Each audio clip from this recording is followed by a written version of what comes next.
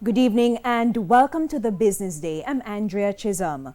We begin with the currency trading. The Jamaican dollar dipped to a new low today against the greenback. $1 is selling for, get this, $141.95. The Canadian dollar closed at $106.45.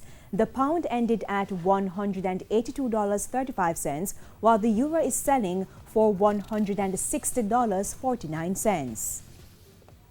Now to the telecom sector. Flow is looking to bridge the digital divide in Jamaica by putting smartphones in the hands of more people, especially those below the poverty line. The initiative, dubbed Project Rise, was outlined during a treat in Kingston yesterday. The pilot phase of the project will end next month and will involve specific communities in Kingston and St. Catherine.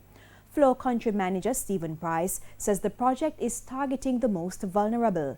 In recent times, Flow has been criticized for poor connectivity issues, especially from customers in St. Catherine. Mr. Price promised those disruptions will end next month after the company's LTE expansion is fully implemented.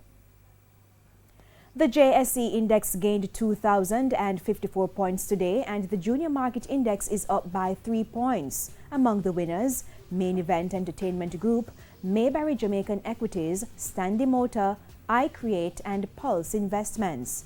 On the losing side, we had Siboney Group, 138 Student Living, Caribbean Cream, 1834 Investments, and Salada Foods. And that's the Business Day. I'm Andrea Chisholm. Good evening.